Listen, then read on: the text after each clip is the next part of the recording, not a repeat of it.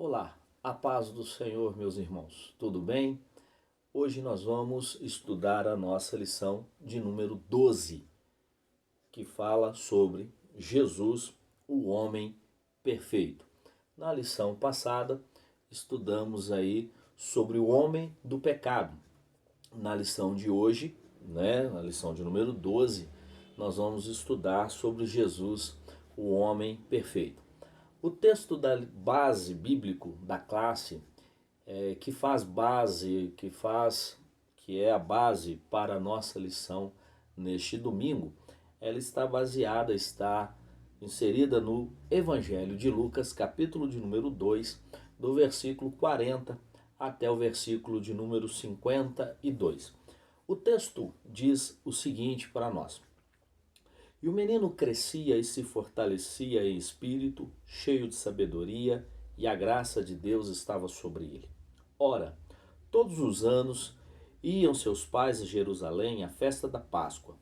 E tendo ele já 12 anos, subiram a Jerusalém, segundo o costume do dia da festa. E regressando eles, terminados aqueles dias, ficou o menino Jesus em Jerusalém, e não souberam seus pais. Pensando, porém, eles que viria de companhia pelo caminho, andaram o caminho de um dia e procuravam-no entre parentes e conhecidos. E como não o encontrasse, voltaram a Jerusalém em busca dele. E aconteceu que, passados 3 dias, o acharam no templo, assentado no meio dos doutores, ouvindo-os e interrogando-os. E todos os que ouviam admiravam a sua inteligência e respostas. E quando o viram, maravilharam-se e disse-lhe a sua mãe: Filho, por que fizeste assim para conosco? Eis que o teu pai e eu ansiosos te procurávamos. E eles lhes disse: Por que é que me procuráveis? Não sabeis que me convém tratar dos negócios de meu pai? E eles não compreenderam as palavras que lhes dizia. E desceu com eles e foi para Nazaré, e era-lhe sujeito. E a sua mãe guardava no coração todas estas coisas. E crescia Jesus em sabedoria, em estatura e em graça para com Deus e para com os homens. Esse é o texto base bíblico da lição deste domingo. O texto áureo da nossa lição diz no Evangelho de Lucas, capítulo 2, versículo 52.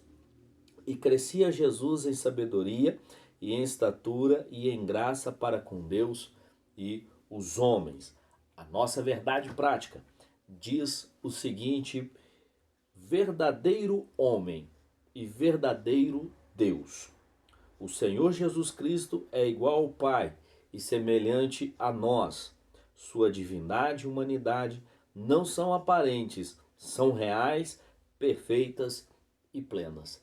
Quero aqui frisar e gravar com os irmãos as duas primeiras frases deste texto, bem como também a última.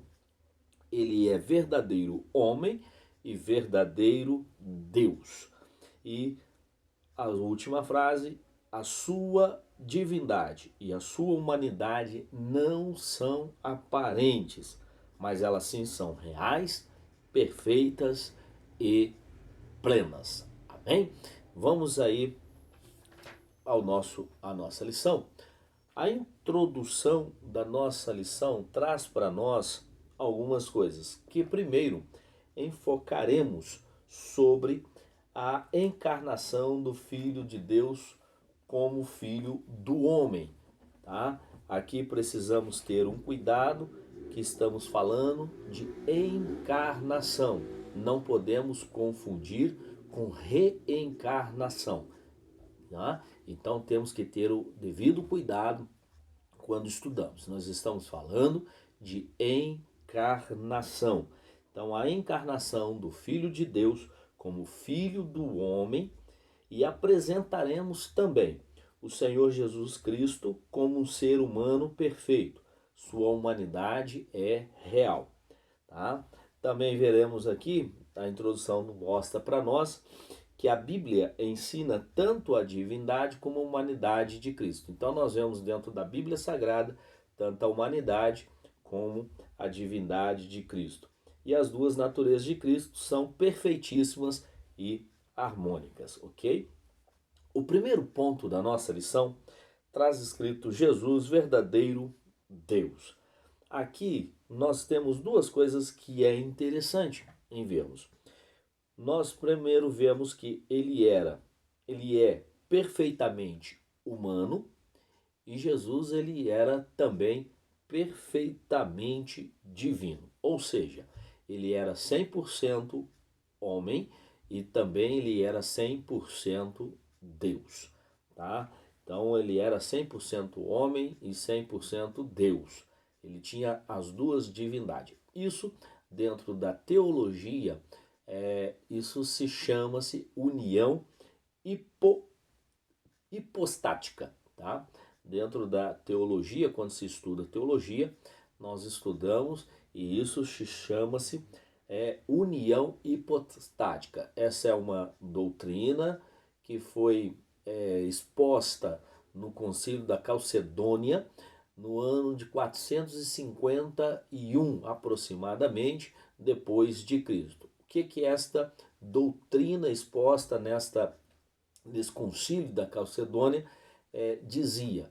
Dizia que Jesus ele era 100%, ou ele perfeitamente homem, e ele era também perfeitamente Deus, ok? Dentro desse primeiro ponto, primeiro subponto, diz para nós assim: sua eternidade para com o Pai. Nós vemos aqui que o Senhor Jesus, como unigênito de Deus, não somente é eterno, como também é o Pai da própria eternidade. Está ali no livro de Isaías, capítulo 9, versículo 6. Né? E o menino nos nasceu, e o seu nome será maravilhoso, conselheiro, Deus forte, Pai da eternidade e príncipe da paz. Esse é o texto do livro de Isaías, capítulo 9, versículo de número 6. Então, antes de sua encarnação, ou seja, antes de Jesus nascer, antes de Jesus vir a este mundo, ele estava no Pai e no Pai criou todas as coisas. Está no Evangelho de João, capítulo de número 1 e versículo de número 3, que é o texto que queremos ler aqui para os irmãos. Então, preste bem atenção no Evangelho de João, capítulo de número 1, a partir do versículo 1. Nós não vamos ler apenas o versículo 3, mas para que nós possamos ter um entendimento melhor desta lição, vamos ao versículo de número 1, que diz assim: no princípio era o Verbo, e o Verbo estava com Deus, e o Verbo era Deus. Ele estava no princípio com Deus. Todas as coisas foram feitas por ele, e sem ele nada do que foi feito se fez. Vamos entender aqui esse texto. Primeiro diz no princípio, ou seja, no início, no começo de tudo, era o Verbo. Quem era este Verbo? Este Verbo é a palavra, é Jesus, está falando de Jesus, que também o Verbo, ou seja, Jesus, a palavra, estava com Deus. E o Verbo era Deus, ou seja, Jesus era Deus. Ele, Jesus, estava no princípio, no início de tudo, com Deus. E aí detalhe o versículo 3, que é o versículo que nós lemos aqui, o que fala sobre aqui, que antes da encarnação ele estava com Deus. Olha o versículo 3. Todas, não está falando de um pouquinho, está falando de todas, completude. Quando fala de tudo, está falando de completo. Todas as coisas foram feitas por ele, e sem ele nada do que foi feito se fez. Olha esse mesmo texto, porém na Bíblia, na linguagem de hoje, os irmãos sabem, eu gosto bastante, principalmente para a questão de ensinamento, uma questão didática, para que possamos ter um entendimento melhor, diz assim: no começo, aquele que é a palavra já existia. Olha que interessante. No começo, aquele que é a palavra já existia. Ele estava com Deus e era Deus. Desde o princípio, a palavra estava com Deus. Por meio da palavra, Deus fez todas as coisas e nada do que existe foi feito sem ele. Então ele já existia, ele já existia bem antes da sua encarnação de Jesus. O segundo subponto chama para nós a atenção, fala sobre os seus atributos, grandezas e perfeições. Dentro disso, nós vemos aí que Jesus Cristo é a fonte da vida, né? Primeiro, João 1:4, você tem aí na sua lição. Então, Jesus é a fonte da vida. Se você ler o versículo 4, diz nele estava a vida e a vida era a luz dos homens. Na Bíblia, na linguagem de hoje, diz assim: a palavra era fonte de vida. E essa vida trouxe a luz para todas as pessoas. Ele era a fonte da onde jorrava a vida, de onde jorrava a água. Lembra lá da passagem da mulher samaritana, quando ela estava lá no tanque e Jesus chegou e falou para ela: mulher, me dê água. E aquela mulher olhou para Jesus e disse: como o Senhor, como você, sendo um judeu, conversa com uma mulher samaritana? Jesus disse para ela: se você soubesse quem é que te pede água, você não daria água para mim, mas você me pediria água, porque eu sou a água, eu sou a fonte da vida, eu sou a água que mata a sede, eu sou a água que purifica. Então Jesus disse: se você soubesse quem te pede água, você não me pediria, pelo contrário, você não me daria água, pelo contrário, você me pediria água. Jesus também tem a vida em si mesmo, ele é a vida, né? Ele é o caminho, a verdade e a vida. Está lá registrado, né? Se não me falha a memória, no capítulo 5, não me falha agora a memória, aonde está escrito, mas ele disse: eu sou o caminho, a verdade e a vida, e ninguém vem ao Pai senão por mim. Jesus é imutável. O que é isso, é imutável? É que ele não muda, né? Ele não muda como eu, como vocês, como nós mudamos sempre. Não, ele é imutável. O que ele era, ele foi e ele será. Tanto é que Jesus disse: eu sou o que era, o que é e o que há de vir. Vamos ler aqui Hebreus capítulo de número 13, que está dizendo ali. Hebreus, vamos achar Hebreus aqui, capítulo de número 13, versículo de número 8. Jesus Cristo é o que? O mesmo ontem, é hoje e é eternamente. Então, o mesmo Jesus Cristo que era ontem é o mesmo Jesus Cristo de hoje e será o mesmo Jesus Cristo de amanhã. Aleluia, glória a Deus. Jesus também é onipresente, ou seja, ele está presente em todos os lugares. Hoje estamos aqui adorando a Deus, aprendendo a sua palavra, mas ele também está lá no Japão, está lá do outro lado na Austrália, na Nova Zelândia, né? Se nós fizermos aí, vermos pela questão de fusos horários, daqui para o Japão são 12 horas de diferença, mas daqui para a Nova Zelândia são 13 horas de diferença. E o mesmo Jesus que está aqui é o mesmo Jesus que está lá na Nova Zelândia, está lá na Austrália e está lá no Japão. Ou seja, ele é onipresente. Jesus é onisciente. Como onisciência, ele sabe todas as coisas antecipadamente. Ele sabe de tudo. Ele conhece tudo. Tanto que a própria Bíblia, no Salmo tem um salmo, se não me falha, o Salmo 139, diz para nós que antes mesmo dos nossos ossos se formassem no ventre de nossa mãe, o Senhor Jesus já nos conhecia. Também Jesus é onipotente. Isso significa que dizer que Jesus tem todo o poder, tanto nos céus, na terra, e acha-se em suas mãos. Todo o poder, seja no céu, seja na terra, está nas palmas da mão do nosso Senhor Jesus Cristo. O terceiro ponto da nossa lição fala para nós que Jesus esvaziou-se da sua glória, mas não da sua divindade. Quando da encarnação, no ventre puro e virginal de Maria, o Filho de Deus não esvaziou da sua divindade, mas sim da sua glória. Filipenses capítulo 2, versículo 5 até o 11. Vamos fazer uma leitura deste texto.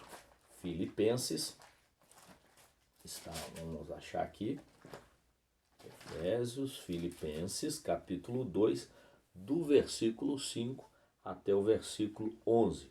Diz assim: de sorte que haja entre vós o mesmo sentimento que houve também em Cristo Jesus, que sendo em forma de Deus, não teve por usurpação ser igual a Deus, mas aniquilou-se a si mesmo, tomando a forma de servo, fazendo-se semelhante aos homens, e achado na forma de homem, humilhou-se a si mesmo, sendo obediente até a morte e morte de cruz.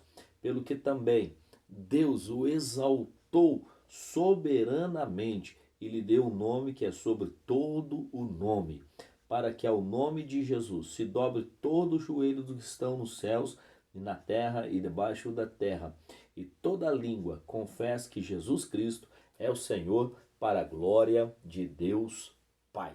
Então Jesus, quando lá na glória estava, ele se esvaziou, ou seja, ele deixou a sua glória e veio a este mundo, nasceu de uma virgem chamada Maria e nasceu como homem, se criou como homem para que pudesse nós ser religado a Deus Pai.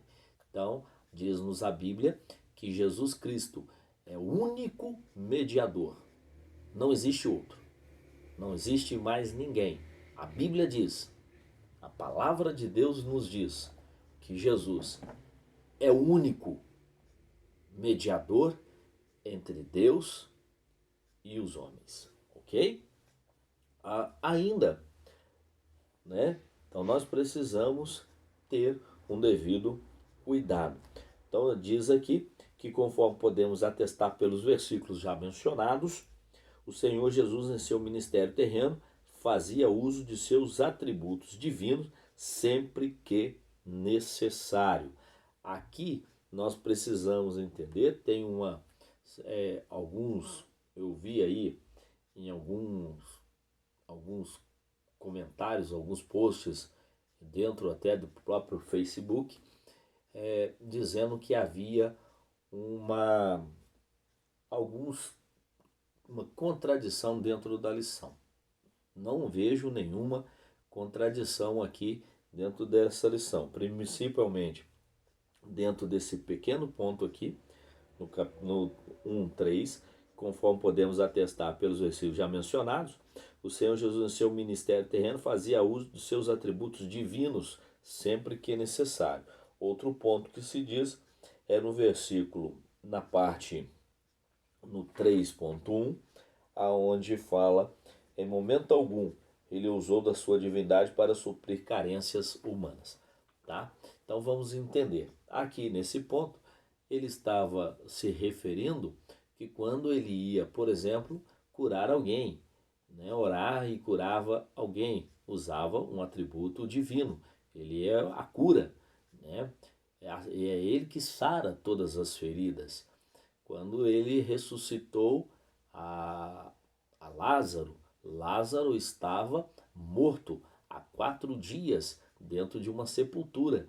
Jesus chegou, pediu para que eles tirassem a pedra, e quando a pedra foi retirada, Jesus, usando o seu atributo divino, que ele é a ressurreição e a vida, que ele é a vida, é ele que dá a vida, é ele que é, como eu já disse anteriormente, ele é o caminho, a verdade e a vida. Como é ele que é a vida, ele, após retirarem a pedra, ele disse: Lázaro, sai para fora. E Lázaro se levantou e saiu para fora, ok? Então aqui está se referindo a esse atributo divino do Senhor. Lá no ponto 3, no ponto 3, que eu também citei, ponto 3.1, que ele nenhum momento ele usou da sua divindade para suprir suas carências humanas. Nós vamos entender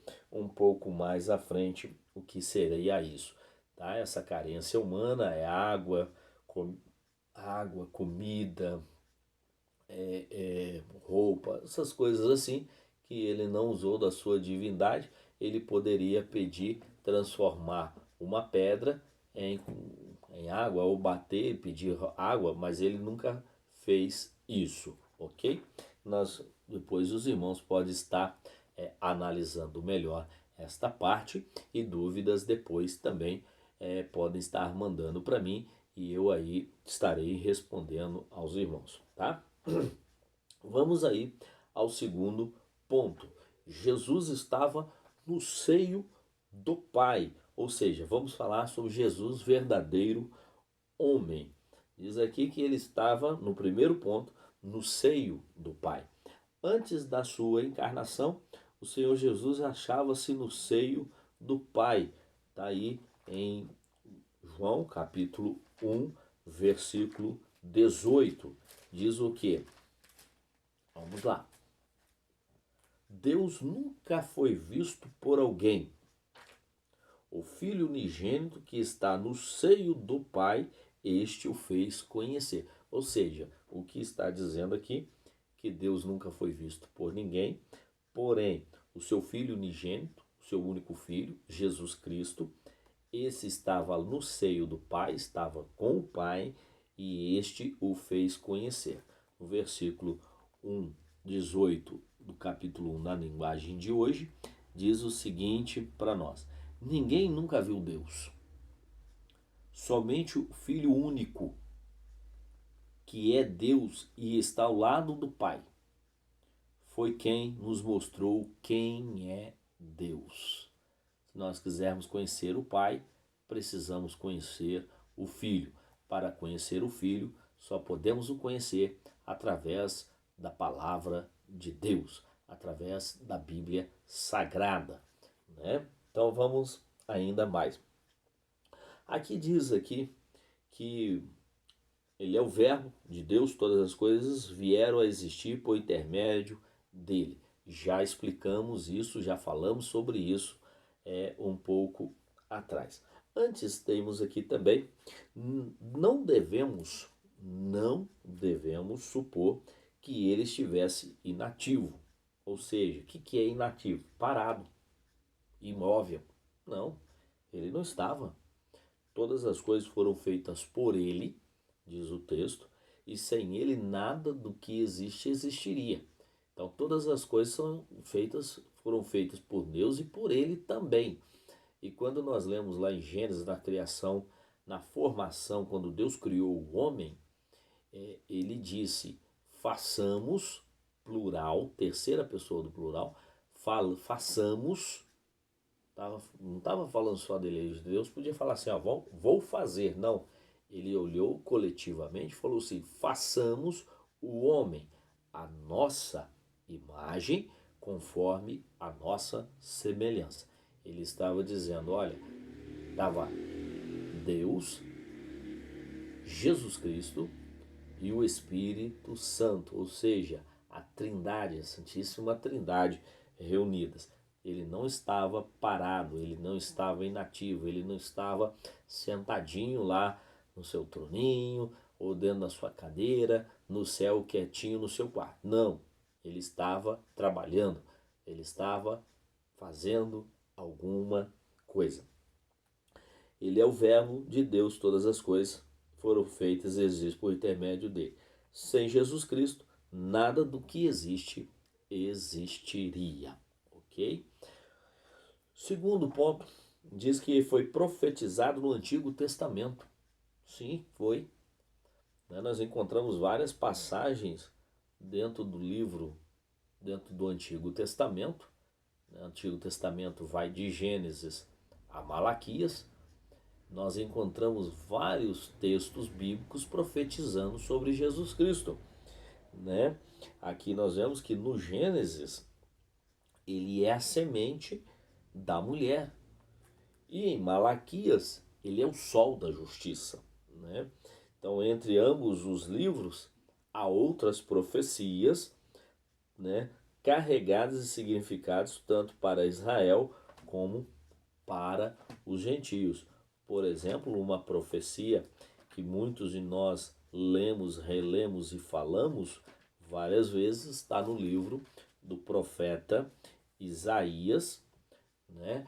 Foi um profeta que profetizou há cerca de mais ou menos 750 anos antes de Jesus nascer. O livro de Isaías é considerado por muitos a mini Bíblia, porque ele também tem 66 capítulos, né? Vamos conferir aqui para não falarmos nada fora da realidade, mas ele é considerado a mini Bíblia. Ele tem aqui, 64, 66 capítulos, como a Bíblia tem 66 livros, né? E divide-se aí. E no capítulo 9 do livro de Isaías, versículo 6, diz assim: porque um menino nos nasceu e um filho se nos deu, e o principado está sobre os seus ombros, e o seu nome será Maravilhoso, Conselheiro, Deus Forte, Pai da Eternidade e Príncipe da Paz. Ok? Então, Jesus é o tema das duas principais alianças da história sagrada, tanto a de Abraão como a de Davi. Tá? E na sua vinda, ou seja, na vinda do Senhor Jesus, é profetizado em todo o Antigo Testamento, não pegou Israel de surpresa, ok? Terceiro ponto dessa lição, desse subponto, sobre falar que Jesus é o verdadeiro homem, o terceiro ele é encarnado no Novo Testamento. Então o Filho de Deus tornou-se de fato carne, né? Está em João capítulo 1, versículo, voltamos lá para o Evangelho de João, João capítulo 1, versículo de número 14, diz assim: e o verbo se fez carne e habitou entre nós, e vimos a sua glória, como a glória do unigênito do Pai, cheio de graça e de sabedoria, né? Na linguagem de hoje, me permita por mais uma vez também fazer menção e referir-me a ela.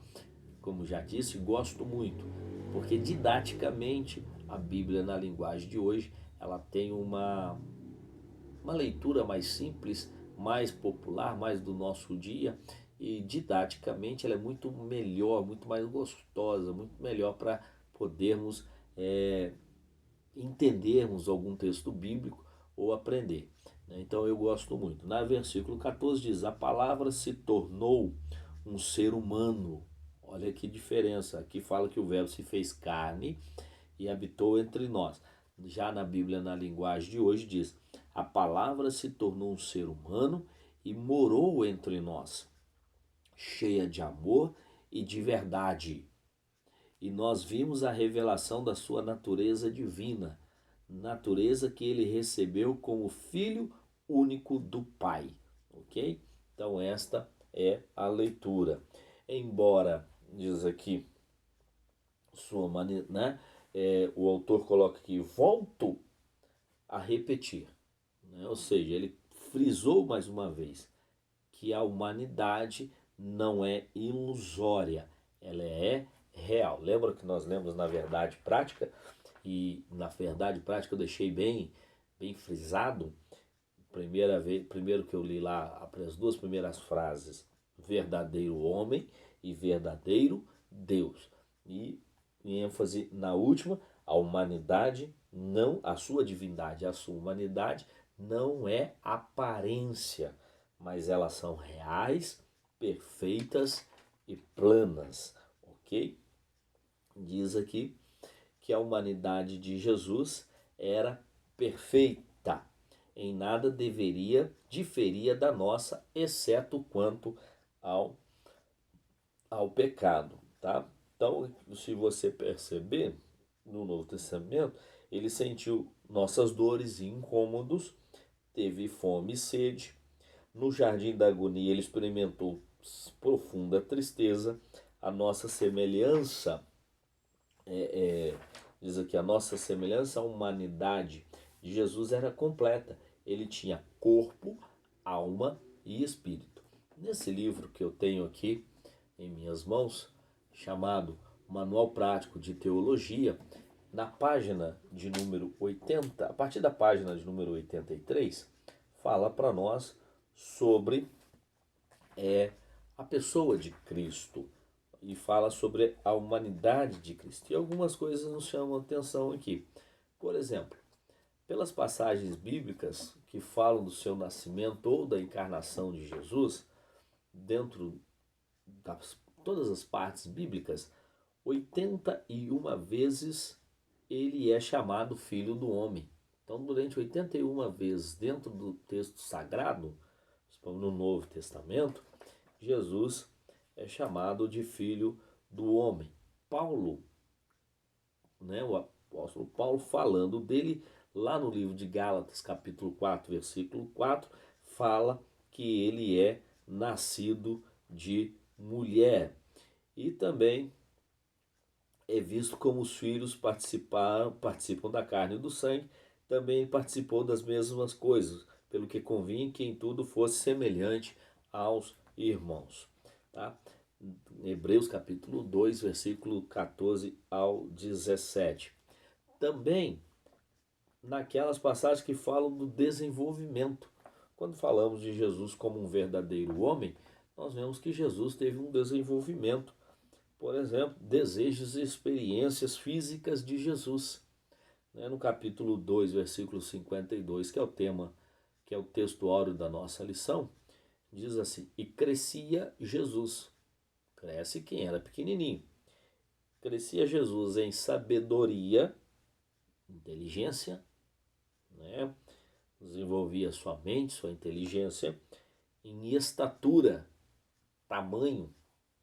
Então Jesus crescia das duas formas, tanto na sua inteligência, no seu pensamento, como no seu tamanho. Outra coisa que fala da humanidade de Jesus. Como homem, ele teve fome, ele teve sede. Como homem, ele cansou, sentiu cansaço do caminho, da caminhada por onde ele passava. Ele se cansou, tinha que repousar.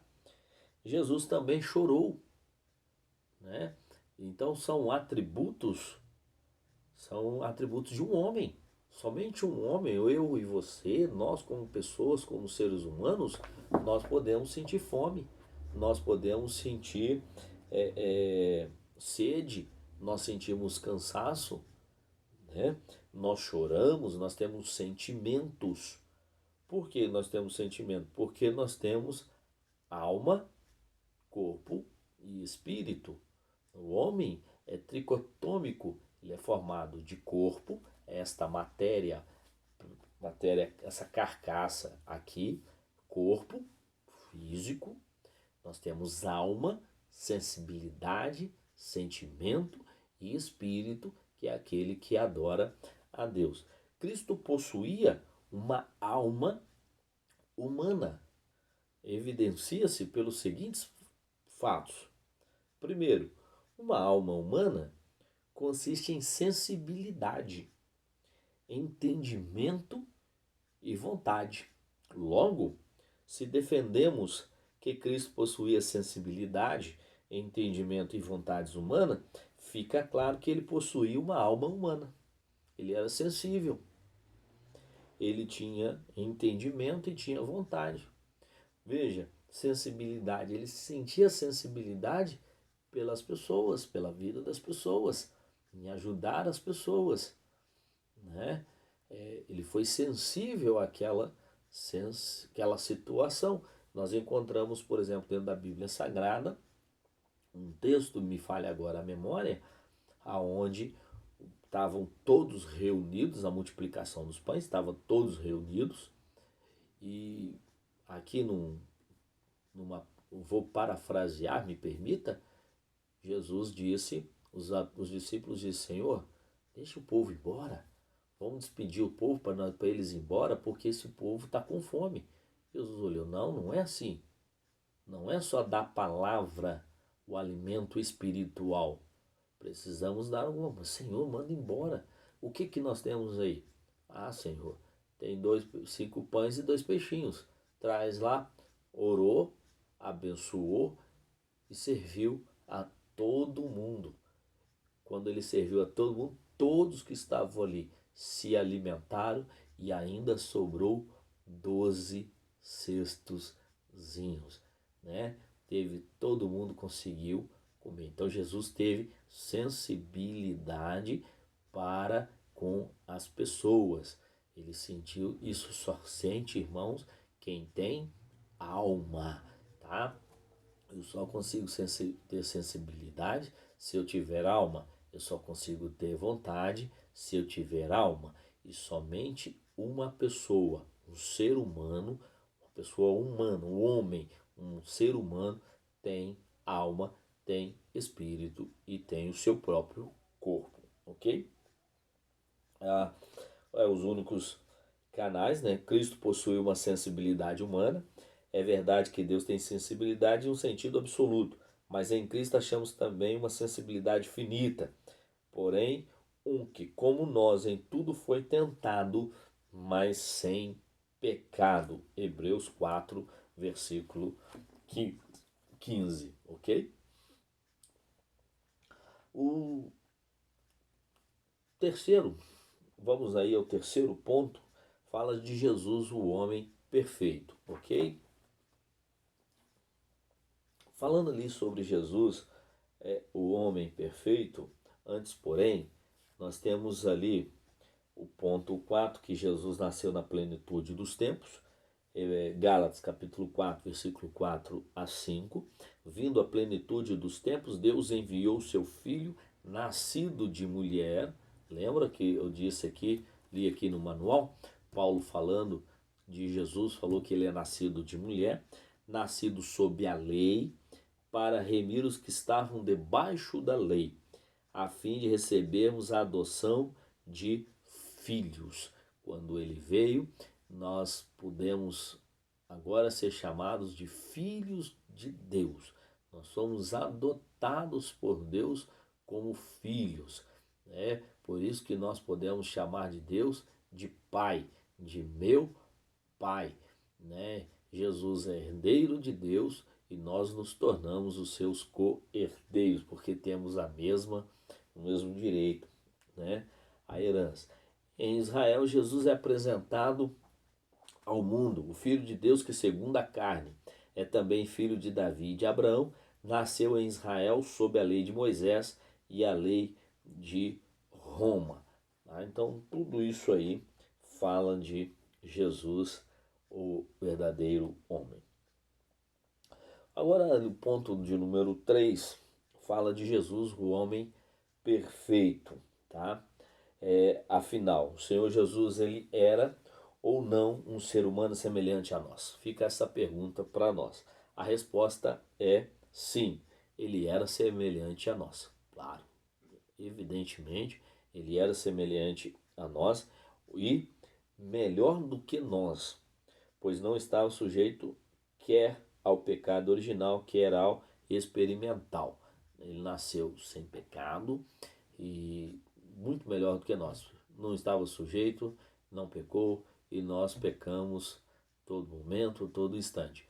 Diz a Bíblia que se nós dissermos que não há pecado, nós já nos tornamos pecadores. Então a cada dia nós temos que pedir perdão, a todo instante pedir perdão a Deus para que o Senhor nos perdoe as nossas falhas, os nossos pecados, porque podemos pecar por omissão, podemos pecar por pensamento, podemos pecar de diversas formas. Por isso precisamos da graça e da misericórdia de Deus e que para que não venhamos a pecar.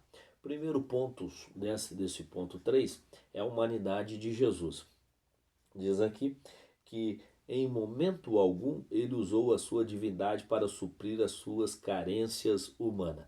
Aqui é aquela que eu vi aí em algumas postagens dentro do Face dizendo que haveria uma contradição desta frase com aquela que está lá no capítulo, lá no ponto 3 do primeiro ponto, no subponto 3 do primeiro ponto, conforme podemos atestar pelos versículos, né?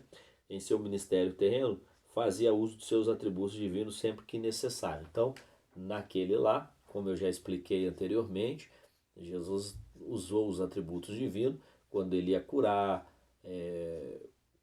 quando ele usava para curar uma pessoa, quando ele usou para Lázaro, para ressuscitar Lázaro. Então ali ele usou os atributos divinos. Aqui veja que o próprio texto está dizendo, usou carências humanas, tá? Carências humanas, então para evitar qualquer problema. Ou seja, ele não transformou a água em pedra, pedra em água, não transformou nada disso para atrapalhar, ok? Então Jesus aí o último homem e Jesus a perfeição espiritual e moral. Jamais esteve no pecado, tanto falar como qualquer uma outra coisa. Tá bom, meus queridos? Que Deus abençoe a sua vida. Esse é apenas um apanhado da lição de número 12, que está falando aí sobre Jesus, o homem perfeito. O nosso tempo aqui é muito pouco, menos do que lá na própria igreja, fazendo a escola dominical. Mas que Deus te abençoe, que Deus possa abrir o seu entendimento e que você não venha não só entender, mas também compreender o ensinamento da palavra de Deus. Qualquer dúvida que você tiver pode ser enviada para mim pelo meu WhatsApp ou perguntado pessoalmente, terei o maior prazer em lhe atender. Quero orar pela sua vida. Pai, eu quero te agradecer pela oportunidade de estar falando aos teus filhos esta lição e a tua palavra, Senhor. Que o Senhor possa abençoar a vida dos teus filhos, não só hoje, mas sempre, Pai. Dando sabedoria e entendimento para que eles possam entender, compreender a tua palavra. Pai, abençoa a vida de cada um. É o que eu te peço e te agradeço em nome de Jesus. Então é isso aí, meu querido. Deus lhe abençoe. Tenha um excelente dia. Aproveite o teu domingo. Ore ao Senhor. Fale com o Senhor. Aproveite o teu dia. Nós não podemos sair mesmo, né? Estamos aí limitados. Mas que Deus te abençoe. Um ótimo dia. Fique na paz do Senhor Jesus Cristo. Um abraço e até mais.